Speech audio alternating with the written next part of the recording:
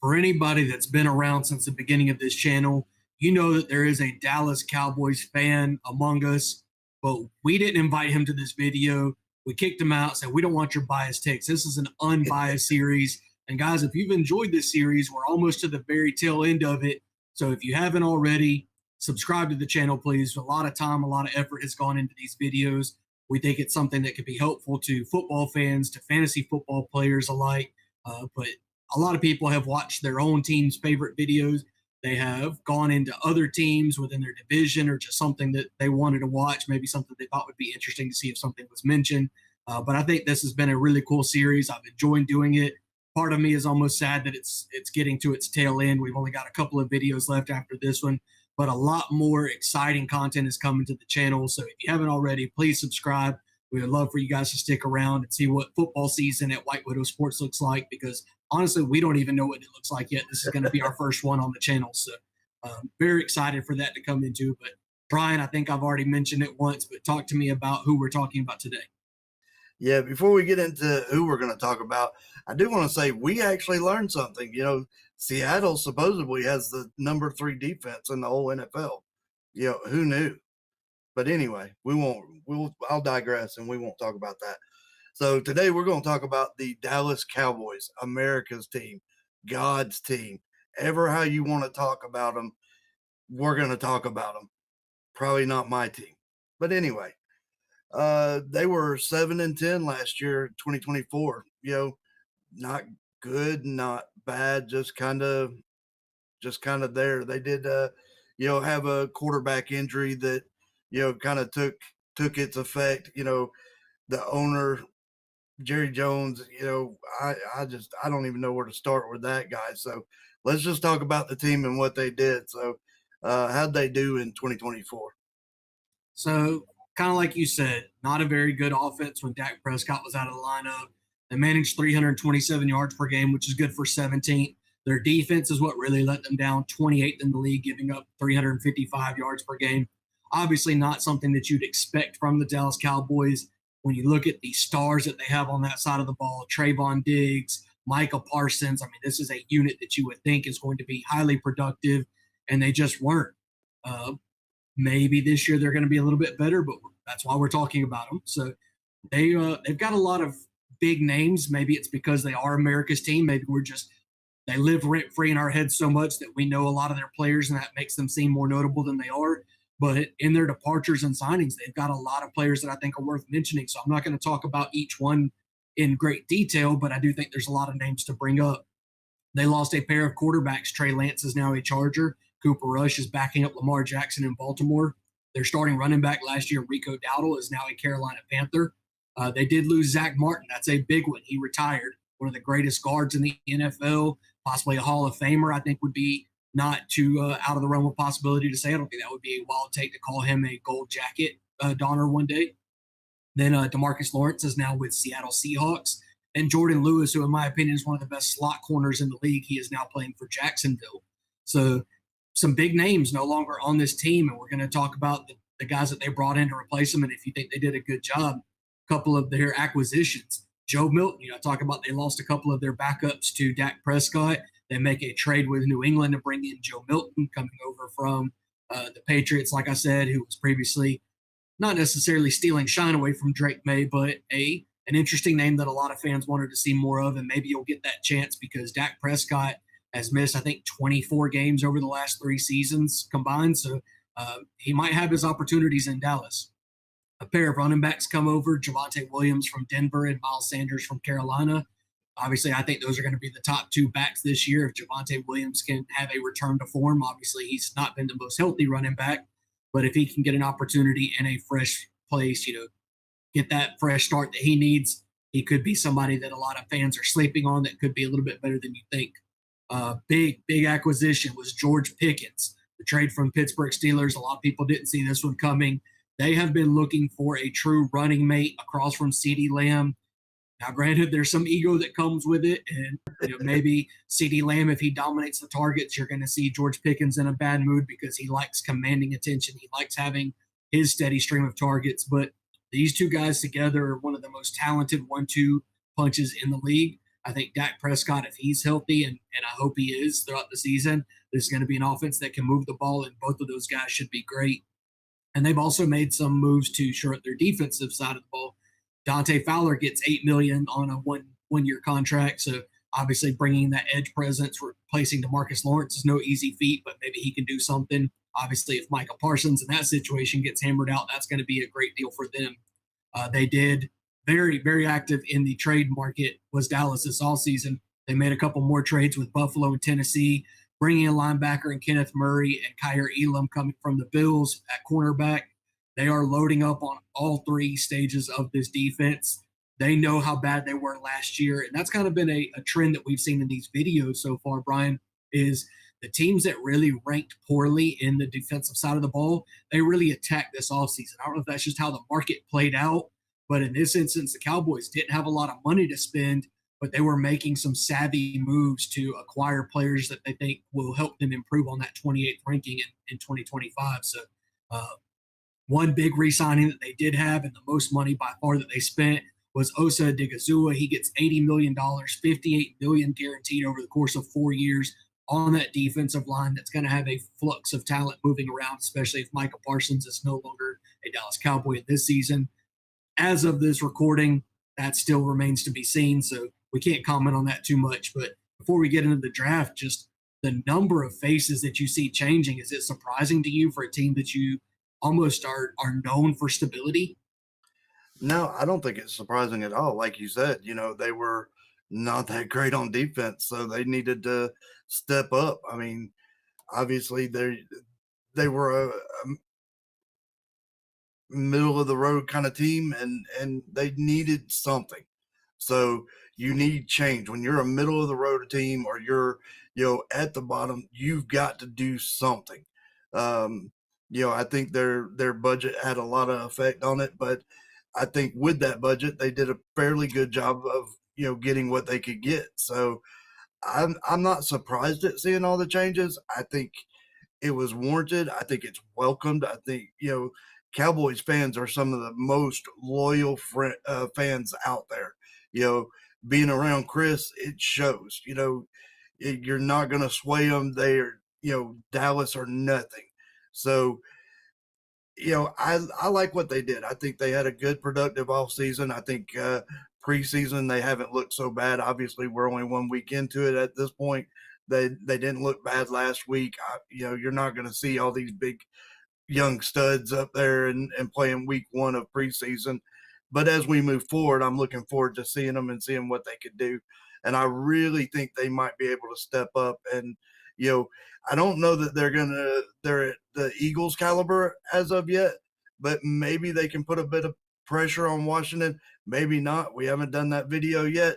I know it's coming tomorrow, but that's going to be interesting to see all the people that have moved. We've talked about it for seems like the last 2 weeks now, where everybody's going to the Commanders because apparently that's the place to be. So hopefully Dallas can step up and kind of give them a run, and be really competitive in the East. Yeah, and one thing that I think is going to set Dallas apart this year is they are one of the few teams that I think really crushed the draft, both from a need standpoint, but also a talent acquisition standpoint. You talked about Zach Martin retiring and what a huge loss that is. It would be unfair to expect any rookie to be able to come in and fill that void from day one, but they've got somebody that's going to try. They used their first round pick on a guard out of Alabama named Tyler Booker. Flash forward a little bit into the video when we talk about strengths and concerns. This is my big strength for the Dallas Cowboys. So you talk about the Great Wall of Dallas and what this offensive line has done over the last 10 years. Tyler Booker bringing in the first round makes him the third first rounder or third first round talent that is going to be starting on this offensive line. When you talk about keeping Dak Prescott healthy, allowing him to run this offense, improving the run game, we talked about a couple of running backs that they signed in free agency might be some lackluster names. Certainly they don't have an Ezekiel Elliott style runner anymore. A lot of people might have liked to have seen them bring in Najee Harris. It's one of those things that, a really good offensive line can make the rest of the offense look better. And it's almost paramount when you look at this division and the other defenses that have been built within this division. You have to have good offensive line play. So I love what they did with the first round. But I love what they did with their next few rounds as well. Donovan Ezaraku, defensive end out of Boston College. This was a pass rusher that I had a first round grade on in my rankings, and he falls to them in the second round. Steal. Siobhan Revel, cornerback out of East Carolina. If it wasn't for a torn ACL last year, he would have been a first round corner. They get him in the third round. Steal. And then a pick that a lot of people are really high on right now is Jadon Blue. We've seen some pretty good running backs come out of Texas lately. Maybe you've heard of one named Bijan Robinson. Maybe you've heard of Jonathan Brooks. Jadon Blue was kind of buried on that depth chart for a while, but he got his opportunities to play this past year with Arch Manning and Quinn Ewers, and he was phenomenal. And he's somebody that, at least as a pass catching weapon, I think he could be a contributor to this offense and really be something different than what they've shown. I don't expect him to be an every down back. Obviously it's going to take some fumbling issues from the two guys ahead of him to really get some big opportunities. But I think that as a fifth rounder to come in as a rookie and get meaningful snaps, I think that's a win for Dallas as well if you see that happen. And they did draft another running back named Phil Moffitt out of Clemson later on that we're not going to talk about too much in this video. But it's one of those things that you just look at where they were lacking on their team last year and what they did in getting falling talent. It's almost similar to what Atlanta did with their draft. And, obviously we've already put out that Falcons video. If you haven't watched it, go back and check it out. We are very high on the Falcons draft and the way that they address needs. And I think Dallas did a very good job as well, maybe even a slightly better job than Atlanta did in attacking those needs this offseason. So what do you think about the draft picks? And as we get into their biggest concern, just kind of where Dallas sits? Yeah, I'm like you. I think they did a great job, phenomenal job on draft day. That O line, they needed a little bit of help there from last year. I think they're going to get it. Again, you're not going to replace that center. I mean, you said it before. He's a future Hall of Famer, if nothing else.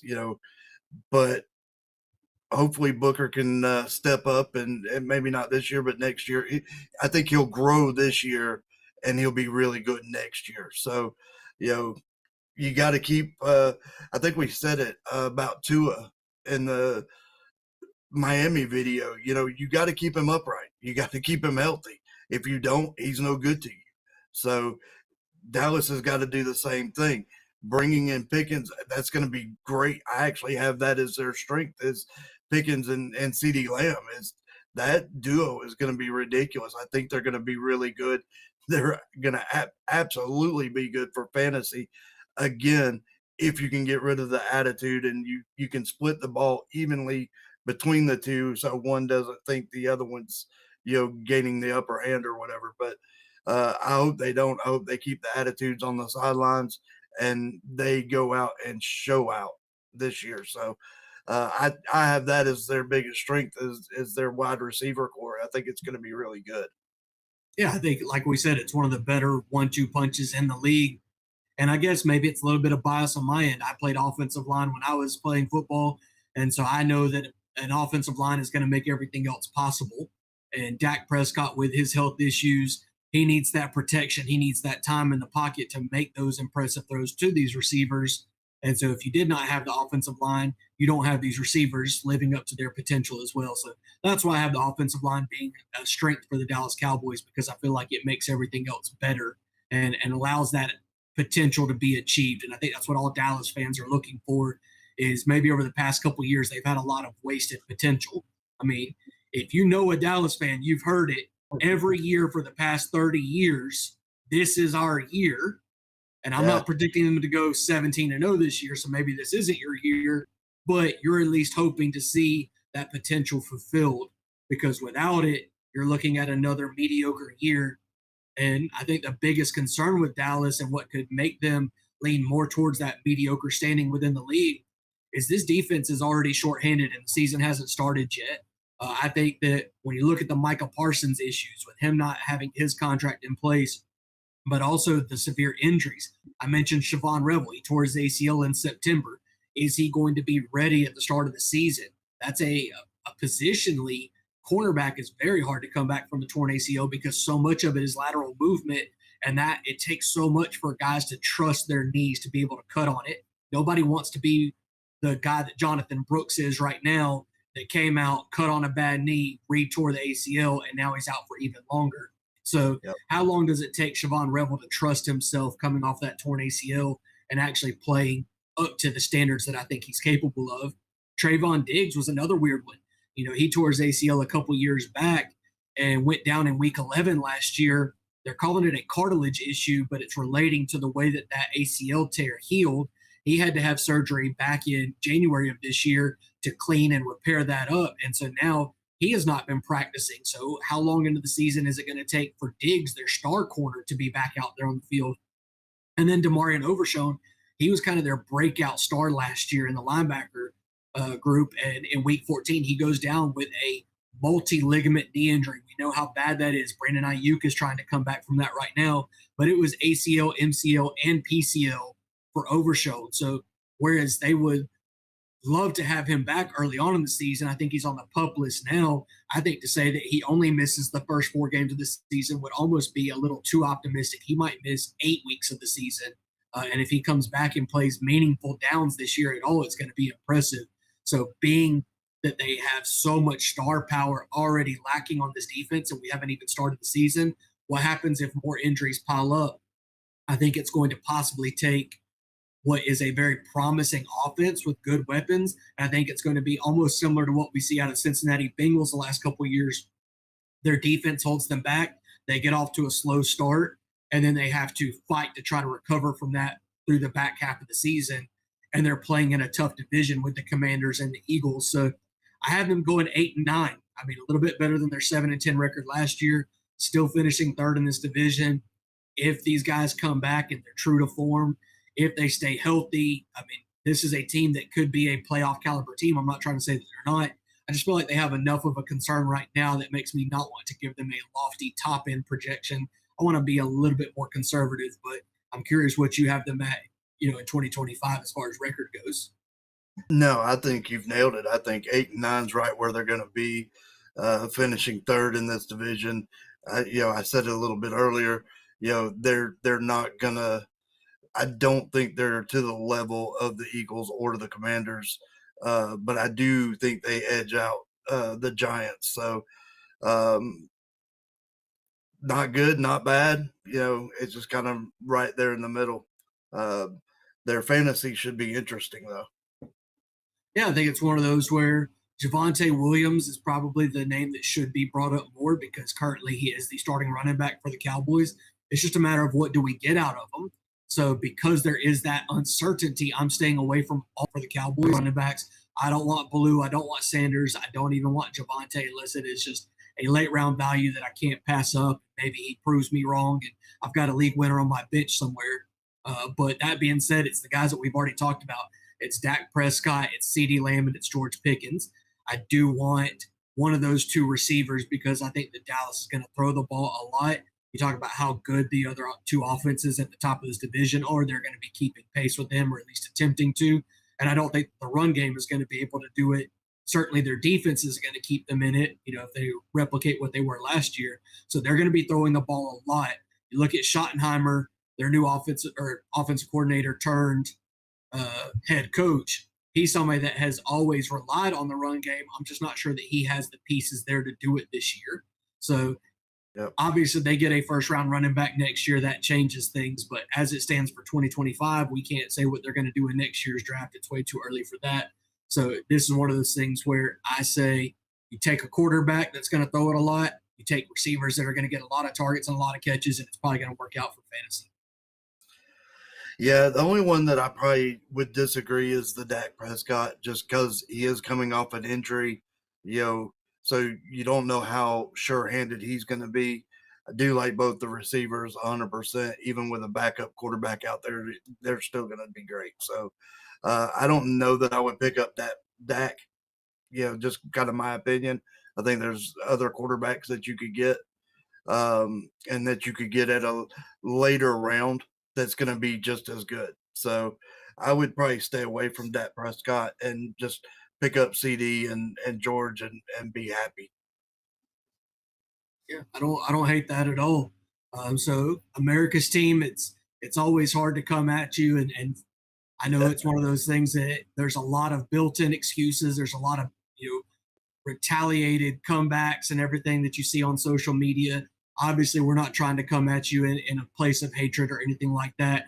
One of your own is one of our own. So hopefully that gives us a little bit of protection. But if you disagree with anything we said, certainly we're not afraid to have that sounded off in the comments. So drop a comment below. If you like what we said, if you agree with it, please feel free, drop a like. And obviously, like we said at the top of this video, subscribe if you haven't already, because we do have a lot of good football coming ahead of us and a lot of content that will go along with it, whether it be fantasy or real life. So we hope you plan on sticking around, because this train is moving and we want you to jump on at the very last second if you can, and hold on for dear life, because I think once this thing takes off, we're going to be moving in a great direction and very quickly.